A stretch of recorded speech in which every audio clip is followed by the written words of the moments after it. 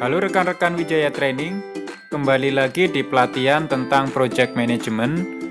Kita ambil dari PMBOK, Project Management Body of Knowledge dari PMI. Sebelum pelatihan ini kita mulai, kami minta rekan-rekan untuk subscribe, like dan share agar pelatihan yang kami berikan bisa bermanfaat dan channel kami pun juga semakin berkembang. Pelatihan kali ini akan dibagi menjadi beberapa sesi video.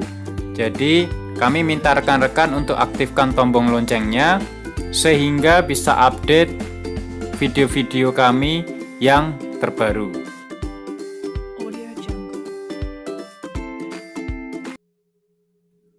Bahasan kita kali ini adalah tentang Project Management mendasarkan pada PMBOK yang diterbitkan oleh PMI atau Project Management Institute. Di tahapan awal ini kita akan banyak belajar tentang bagaimana manajemen project dilakukan dan peran-peran dari project manager dalam keberlangsungan proyek, serta keahlian-keahlian yang harus dimiliki oleh seorang project manager.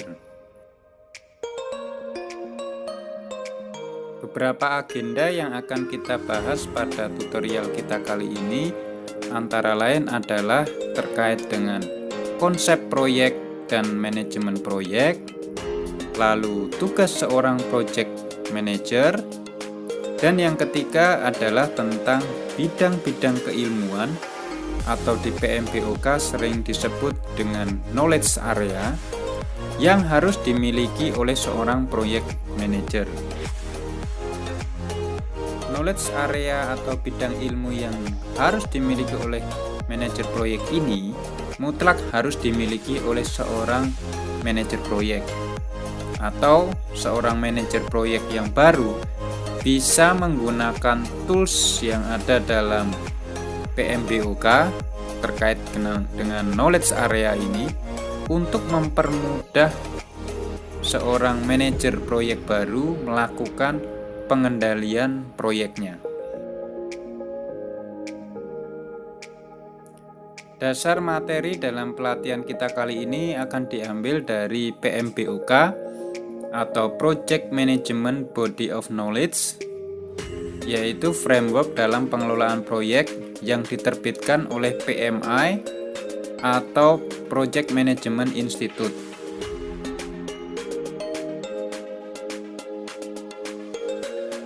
Pertama kali kita akan bahas tentang definisi dari proyek.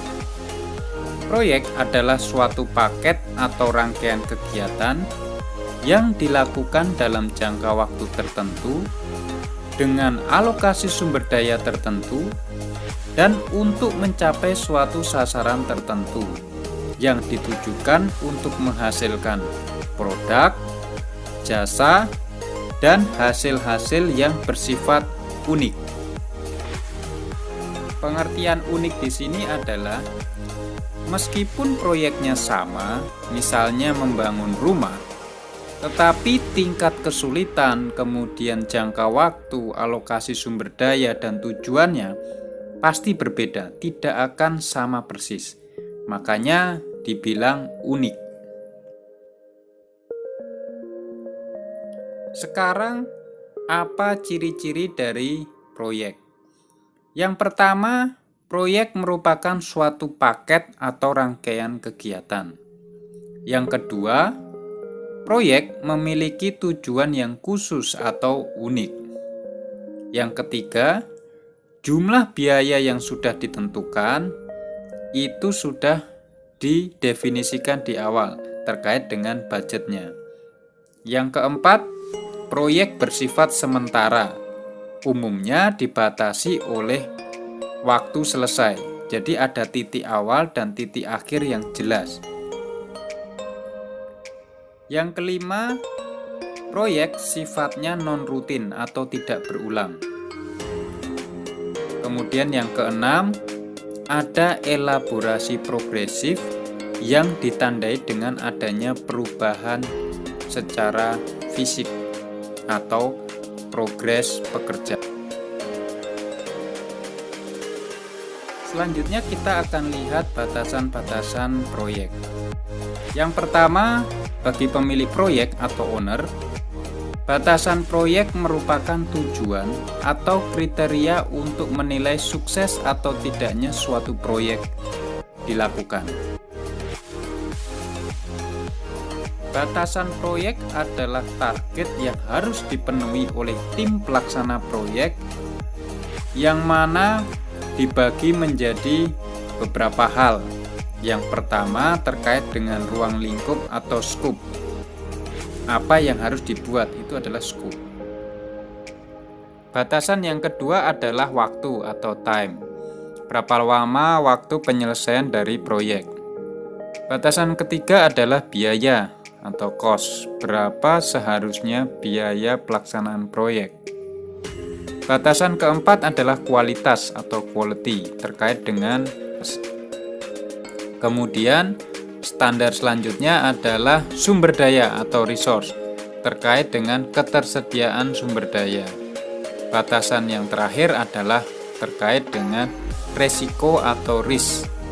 Resiko apa saja yang akan dihadapi dalam pelaksanaan proyek tersebut. Seorang manajer proyek harus mampu menyeimbangkan batasan-batasan di atas agar target proyek bisa terpenuhi. Batasan itu seperti tadi disebutkan ada scope, time, cost, quality, resource, dan risk. Di sini ada penggambaran terkait dengan batasan-batasan proyek yang digambarkan dalam bintang. Ada scope, resource, time, risk, cost, dan quality.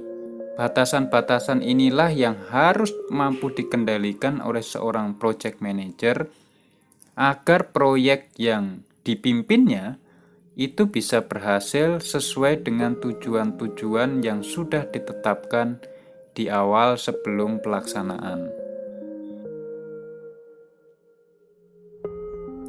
Aplikasi yang sering terjadi di lapangan bisa digambarkan dalam triple constraint biasanya, yaitu scope, cost, dan time.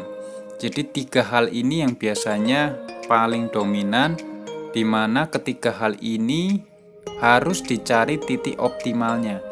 Kenapa? Karena sangat sulit bagi seorang project manager untuk mampu membuat 3 hal ini terkait dengan scope, kemudian cost, dan time, itu semuanya mau didapat dalam satu proyek. Maksudnya gimana? Maksudnya scope-nya banyak, scope kerjaannya banyak, tapi cost-nya mau paling rendah dan waktunya paling cepat. Nah, tentunya yang diambil adalah titik optimal, karena yang tidak mungkin juga scope pekerjaan banyak, waktunya mau cepat, tapi biayanya mau serendah mungkin. Itu kecil kemungkinannya. Makanya yang dicari di sini adalah titik optimal dari ketiga hal constraint ini, dari triple constraint ini, terkait scope, cost, dan time. Selanjutnya kita akan belajar tentang penyebab kegagalan suatu proyek. Yang pertama, kegagalan untuk membentuk komitmen manajemen atas proyek. Lalu yang kedua, kurangnya komitmen organisasi pada metodologi pengembangan sistem. Yang ketiga, pengambilan jalan pintas tanpa melalui metodologi penelitian. Kemudian adanya ekspektasi dari manajemen yang buruk. Lalu kemudian ada komitmen dini dalam menetapkan anggaran dan jadwal, jadi terlalu dini. Kemudian teknik estimasi yang kurang baik, lalu terlalu optimis, kemudian kurangnya keterampilan dalam manajemen, kemudian kegagalan beradaptasi dengan perubahan bisnis, lalu sumber daya yang tidak mencukupi, dan kemudian yang terakhir adalah adanya kegagalan dalam mengelola perencanaan. Nah, sekarang kita akan belajar tentang job function dari seorang manajer proyek. Di sini ada 15 pekerjaan dari seorang manajer proyek. Apa saja? Yang pertama adalah mendefinisikan ruang lingkup pekerjaan. Kemudian mengidentifikasi stakeholders dalam pembuatan keputusan serta eskalasi prosedur. Lalu membuat struktur uraian pekerjaan, melakukan estimasi waktu pekerjaan, membuat bagan pengelolaan proyek atau project management flowchart, mengidentifikasi sumber daya atau resource serta anggaran biaya atau budget, kemudian mengevaluasi kebutuhan proyek, mengidentifikasi dan mengelola resiko proyek, mempersiapkan rencana darurat atau contingency plan, mengidentifikasi hubungan antar pekerjaan, mengidentifikasi dan merekam milestone yang penting, berpartisipasi dalam evaluasi proyek, kemudian mengamankan kebutuhan akan sumber daya proyek, lalu mengordinir proses pengontrolan kebutuhan, dan yang terakhir adalah melapor status perkembangan dari proyek. Ini adalah 15 tugas seorang manajer proyek. Nah, sekarang kita akan belajar manajer proyek yang efektif dan tidak efektif. Apa bedanya? Manajer proyek yang efektif, dia mampu memimpin dengan contoh, berpandangan ke depan, memahami teknologi, dapat mengambil keputusan, kemudian dapat berkomunikasi, dapat memotivasi, mampu membimbing anggota timnya, dan yang terakhir mampu mendorong ide-ide baru untuk mencapai tujuan proyek. Sementara, seorang manajer proyek yang tidak efektif, dia pasti tidak berkomitmen, kurang memahami perkembangan teknologi, kemampuan berkomunikasi yang tidak efektif, dan tidak mampu memotivasi sumber daya atau karyawan yang ada di bawahnya. Demikian pelatihan project management bagian yang pertama. Saksikan video pelatihan project management berdasarkan PMBOK bagian yang selanjutnya, karena di bagian selanjutnya kita akan belajar tentang knowledge area yang harus dimiliki oleh seorang project manager. Jadi jangan lupa rekan-rekan subscribe, like dan share agar pelatihan yang kami berikan memberi manfaat dan channel kami pun juga semakin berkembang.